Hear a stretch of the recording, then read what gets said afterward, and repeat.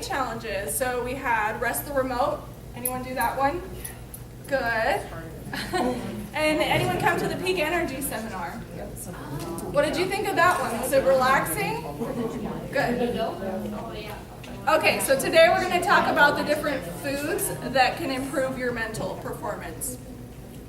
So I'm going to start out by talking about all the different brain foods here, so you can look at that sheet. So while you're eating here, you probably already had a chance to read through it, but I'm going to share a little bit more information that's on the sheet. So walnuts. Actually, before I start, we use most of these ingredients in what you're eating today, minus the salmon, coffee, wheat germs. So almost everything is in what you're eating today. So walnuts are chock full of heart healthy and anti-inflammatory nutrients. They are a good source of alpha-linoleic acid. So walnuts have a lot of polyunsaturated fatty acids. They can improve your blood lipids and cardiovascular disease risk factors. They can also fight certain types of cancer, and they can help with weight management. So a lot of benefits from walnuts.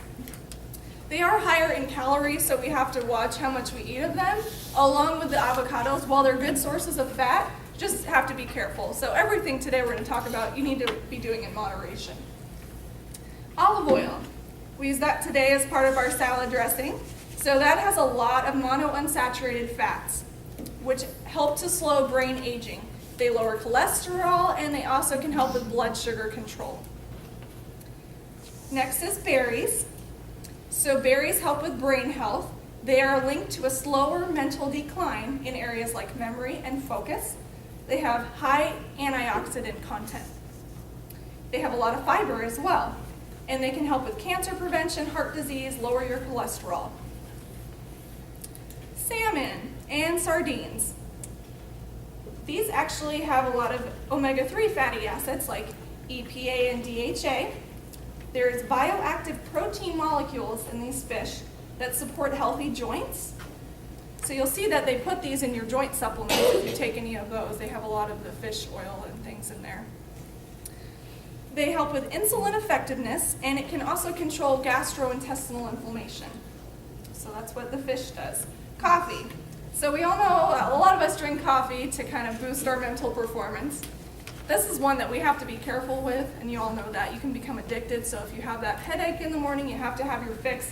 That's not good. So again, everything in moderation. While it can boost your mental performance, it's not the best to have a lot of that. And just make sure you're not putting a lot of cream and sugar in your coffee, because that will decrease the health benefits of it. Okay, so spinach. We have that in our lasagna, and we have it in the salad today. This is rich in antioxidant lutein. It protects against cognitive decline, and women who reported eating the most leafy green and cruciferous vegetables had a lower rate of cognitive decline. Spinach is high in vitamin C. It's rich in vitamins, minerals, and beta-carotene. So it's important to eat a lot of dark leafy green vegetables. They have a lot of good nutrients in there. Dark chocolate. This is what we use for the pie today. Has a lot of antioxidants. Also has some caffeine, which allows it to improve mental acuity there. Again, be careful with chocolate. A lot of chocolate has the sugar and the dairy in it, things that aren't so good for you. Okay, so chocolate can also help by regulating cholesterol and lowering blood pressure. Then we'll go on to avocados here. They're full of monounsaturated fats that improve vascular health and blood flow, making them another brain food. So we have an avocado here. Does anyone know how to properly cut an avocado? No idea? I think so. Go ahead. Oh, tell you? Yeah, tell me how to cut it, or you should come show us. Oh, I just do it in, I just cut around the, in fourths. I cut Okay. around it and then just pull it out. Pull out the seed, and then do you use your hands or you use a knife or spoon? Oh, I to just scoop it? peel the skin Peel. off once I've cut it in quarters. Perfect. So that's what I was researching online this morning, and the proper way to do it, you're going to cut around the avocado. And as soon as I do this, we'll put some more in the salad so you can have that when you're done. Get off the sticker here. There's a lot of good nutrients on this dark green intersection, so we don't want to get rid of that. So what I'm going to do, I'm going to then cut it again, and then I'm going to use my fingers to pick it off. So we can keep that dark green on there because it's got a lot of carotenoids. I don't know if that's the right way to say that, but. So a lot of good nutrients in that dark green part of the avocado. It's just an interesting fact that I learned today, so I thought I'd share. All right, wheat germ. Oh, I skipped water. Let's go to water. Water is really important. We all know that. Our bodies are 75% or more of water, so when we get dehydrated, the brain can actually shrink and decrease mental performance that way. It also helps with short-term memory, focus, and decision-making. Wheat germ. This is a rich vegetarian source of choline. This nutrient is needed in the body's production of acetylcholine, which is a neurotransmitter that boosts memory. The wheat kernel is where the wheat germ comes from. And that's the embryo of the wheat plant. There's a lot of B vitamins and fiber in the wheat germ, so it's really good for you. You can put it in maybe your baking or in a smoothie, kind of like I do that with flaxseed as well, to get those omega-3 fatty acids as well. So that the top of the wheat is where the most nutrient is. And just to give you an idea of how much, what the nutrients are, 2 tablespoons of raw wheat germ has 1.5 grams of unsaturated fat, 9 grams of carbohydrates, 4 grams of protein in just 2 tablespoons, 2 grams of fiber, only 2 grams of sugar and 60 calories, and then you don't have any cholesterol. So it's really good for you. So something you might want to start using in your day-to-day routine. Beets. Anyone here like beets? Yeah. Okay, good, a fair number. I really don't like beets at all, but I've found a good way to get them in every day. Anyone have a juicer? Do you juice fruits and vegetables? Okay. So a good thing to juice every morning is a beet, a carrot, and an apple. It's a really good combination, got a lot of good nutrients in there, and then the apple kind of gets rid of that beet flavor. You still have that really dark pink juice, but you don't taste the beet as much. So beets are really good for detoxification, purifying your blood as well. So it's got that naturally occurring nitrates which help improve blood flow to the brain.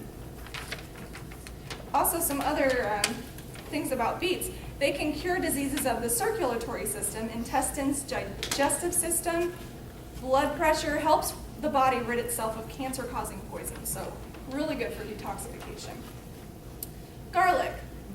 Garlic may help stave off some forms of brain cancer. So it's got organosulfur compounds that actually work to kill that cancer cell. And garlic's really good for a natural antibiotic. Have you used garlic like that? Drink it when you have a cold. You can blend it up with maybe some lemon or ginger and drink it, and it can kick your cold. So there's a lot of ways you can use garlic as an antibiotic. So it can also fight yeast infections, toothache, skin infections, a whole lot of things you can do with garlic. All right. So now we're going to go through each of the recipes here. Carly's going to hand you out a copy of the recipes of what we made today. How are you liking the food so far? Thumbs up? Okay. So that was our goal today. We didn't want to show you what was in the food until after you tried it.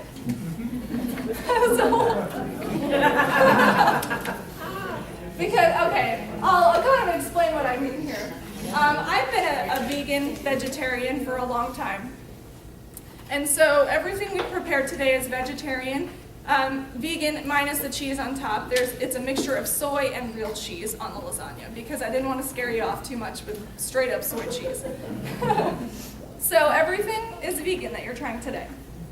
Pretty much, if you pick off the cheese. So we're going to demonstrate how to make full lasagna here.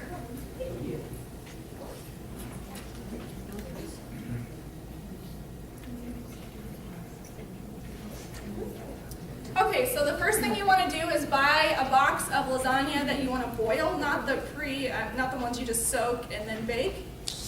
So I have boiled my noodles here, and I just rinse them with cold water afterwards because we're going to roll them up and stuff them. And I have my pasta sauce, so I'm just going to coat the bottom of the pan here with pasta sauce.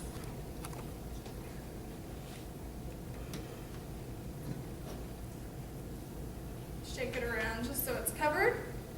All right, so we have one noodle here. I'm going to cut it in half.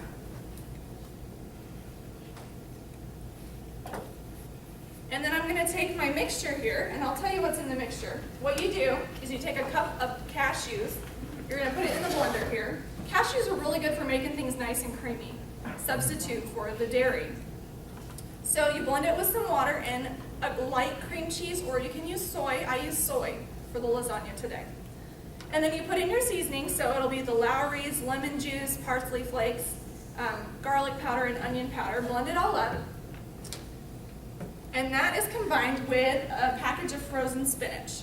You can also use fresh, but you'll just want to maybe like put some water in a bowl, put it in the microwave, and just deep like I don't know what I'm trying to say. Wilt it. Wilt it. There we go. Wilt the spinach before you put it in, and maybe just pat it dry so you don't have all that water in there. Has anyone cooked with tofu before? Other than okay. I did. I just ate tofu. You just ate tofu. I always said I never would. And that's why we didn't want to tell people. Did I eat that? And you wouldn't know it, I hope. No. Okay, so some things about tofu. Tofu can reduce menopause, it can add in weight loss and reduce the risk of breast cancer. It's got a lot of protein in it, isoflavones, fiber, and it's got all of your essential amino acids. So it's a really good source of protein. Something people automatically ask me when I say I'm vegetarian, well, how do you get your protein? There's so many different sources. There's beans, there's tofu, there's nuts. There's a lot of ways to get protein when you're a vegetarian. Okay, so you might have heard some studies that say, oh, you shouldn't have soy if you're a guy because then you're going to have all these estrogen, all that estrogen in your system. But keep in mind everything in moderation. So if you have a lot of soy, you might have some of those effects. But if you just eat it in moderation, my husband and I eat it pretty much every day, you don't have those sort of symptoms. It's really, really good for you. I think you'll find studies on a lot of different foods. You'll find it on coffee, you'll find it on red wine. Kind of whatever the doctors or the researchers want to portray it as, they'll say it's good one time or they'll say it's bad. So you just kind of have to see if you like it for yourself. I think it's a really healthy source of protein. Okay, so what we do, we take our block of tofu and we crumble it up. It kind of resembles the texture of ricotta cheese. So if you want to do that instead of the tofu, go for it. You can do that. So we crumble it up and it just kind of comes apart like this. You don't want to eat it raw, it tastes really gross. Has anyone been to Who Hut? Yes, I put it in my own tongue. They don't cook it. That's the problem. They just give you like a white chunk of tofu. They'll cook it on the grill a little bit, but it's not enough to really get those flavors in there. So it just kind of tastes like a white glob, going down your throat. But when you cook it, it tastes a lot better. You fry it up, you put it in things, you can't even tell that it's not cheese sometimes. Okay, so I've got my noodle. I'm taking about a tablespoon of my mixture here. So we put our tofu, we put our blended mixture, and the spinach. So I'm going to roll it up. And I'm going to place it seam side down in the pan. And I'm just going to continue doing that until I fill up my pan. And then I'm going to top it with the rest of my spaghetti sauce and put whatever kind of cheese you want on top to garnish.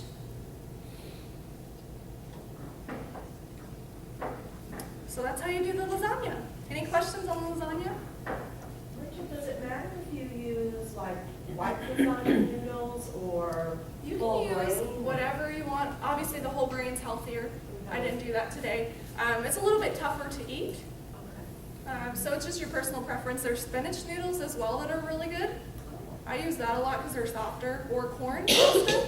That's a gluten-free option, the spinach and the corn. Or the artichoke, I think, as well. They have artichoke pasta. Everything we got today was from Trader Joe's and Super Saver.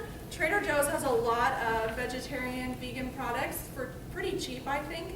In my opinion, at least, for what I buy, it's pretty cheap. Anything else about the lasagna? It says you can use soy Yeah. instead of the light cream cheese. Mhm. So is that, where would you find, is that a refrigerated soy? Is it similar to a? You can get it at Hy-Vee. It's actually in the health food section. You can get it at natural grocers. You can get it pretty much at any health food store, and even at Trader Joe's they have it, and it says right on the container, this is not cream cheese. So But that's it the looks label. like a block of cream cheese? It's a or- container. It's Oh, a it's a circular container. And refrigerated? Yeah, it's Okay. refrigerated. Okay. Carly is, oh, let me talk about the nutrition facts here. This is really low calorie for lasagna. So you can have 3 roll-ups for only 250 calories. And there's no cholesterol. So a lot of lasagna is packed full of cholesterol and fat. So this is really healthy for you. We have almost 10 grams of protein, only a little bit of saturated fat, and that's what we really need to be looking at. We did use, like with the avocado today, it's going to be higher in fat, but it's a good source of fat. The cholesterol, that really shouldn't be in there if you're using straight soy cheese. There shouldn't be any. And it's pretty low in sodium, so you want to stay under 1,500 milligrams or 2,400 a day, and we have only 200 per serving. Did you buy a pasta sauce that was low in sodium? We got one from Trader Joe's, so I did not even peek at the sauce, but 370 milligrams per half cup. Not too bad, you're not having a half cup on there, so. All right. Carly's gonna talk about our salad here, and then I'll finish with the chocolate tort. All right. So we're not going to do any demonstration of the salad. It is pretty simple to make.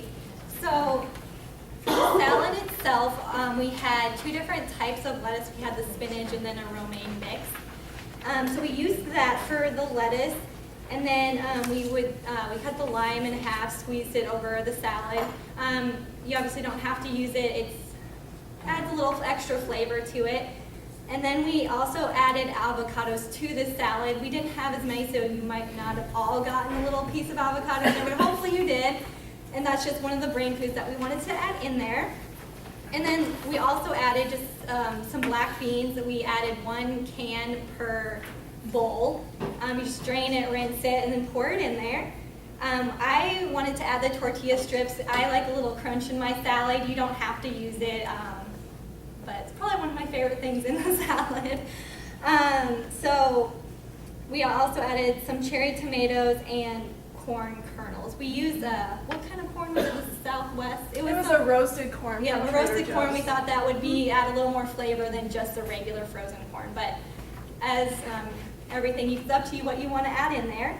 For the dressing, we added the silk tofu, some dill.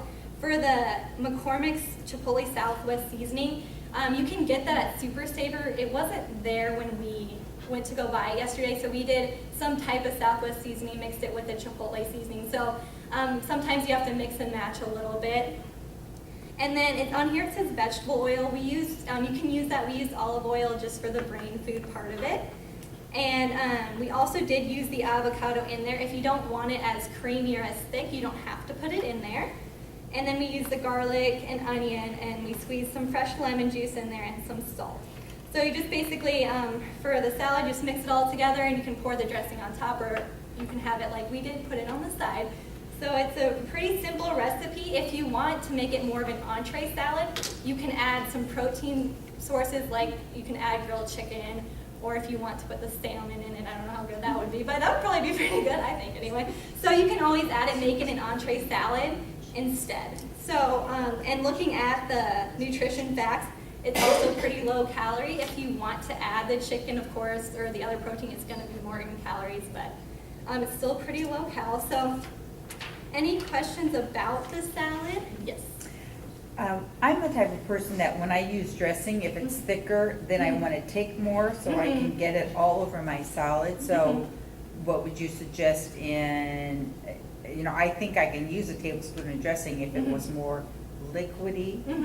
So how can you make that happen with this dressing? Well, you can always take the avocado out of it, but if you want it in there, I know for me, if I have a thicker dressing, I can use a salad spinner. To me, I think that helps a little bit, but is there anything else that you think that could? What I did, it was looking really thick this morning when I blended it up. So I put some more water, and you can even put a little more oil in there, or use less tofu. What we used today, we used a firm tofu because we didn't buy the soft. So the soft's not going to be that thick. Oh. If you get, the softer tofu. Even if you go with like a box tofu, that's Mori-New brand, that's really soft, a lot of water in there. It's not going to be as thick as what we used today. We used a firm tofu. If it was too thick, couldn't you also add a little buttermilk to it too? with that? Probably could, I don't know, I've never really cooked with buttermilk. I use it Good for question. everything, so. Anything else about the salad? All right, well, Rachel will just talk about how we made the dessert. Put my papers in here. Okay.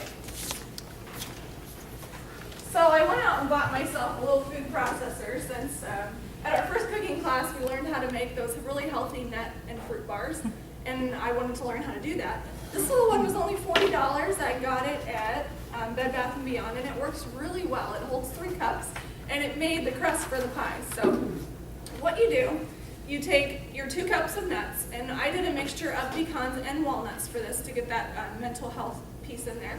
You put them in here, and you just turn it on, chop it up so it's a little bit finer, and then you add your other ingredients. So then you put in your cocoa powder, your coconut oil, your maple syrup, vanilla, and your salt, and you blend it up till it's just mixed. You don't need it to be really smooth. And then you pat it in your crust, put the crust in the freezer. Let it sit while you make your filling. Would any of you have guessed that you just had avocado in that pie? No. Okay. Avocado makes things so creamy, as well as cashews. I make a lot of cheesecakes with cashews. It makes it really, really creamy. We'll have to do that one next time. Do the cheesecake. Okay, so we put our, then everything else goes in the blender. So we take our soy milk, we take the avocado, the maple syrup, tablespoon of peanut butter, arrowroot powder. You can do this, or what we used was cornstarch. They substitute really nicely. You can find arrowroot at a health food store. Salt, vanilla, and then we got some dark chocolate chips. We melted them, poured them in the blender, pureed it till it was really smooth and creamy, and poured it in the crust. This is a really easy pie to make. And then I just let it sit overnight in the freezer, and then about half an hour before we were going to serve it, we took it out, let it sit, and it softened right up for you. Hopefully it wasn't too hard to eat there. Looking at the calories on here, remember I had a disclaimer, this is all really good fats. So we have our nuts and we have our avocados. You're going to see this is a high calorie pie. So for one slice, 360 calories, but it's a lot of good fats, saturated, 9 grams, might be probably from the chocolate chips that we use maybe. No cholesterol in the pie, low sodium. We got some protein in there, which is also good. Any questions about our chocolate pie? All right, well, that's all we have today for the class. We do have some leftovers if you want to have some seconds. Otherwise, if you have any questions, feel free to call us, give us an email. We're more than happy to help you learn how to cook some of these different vegetarian and vegan foods. So, thanks for coming.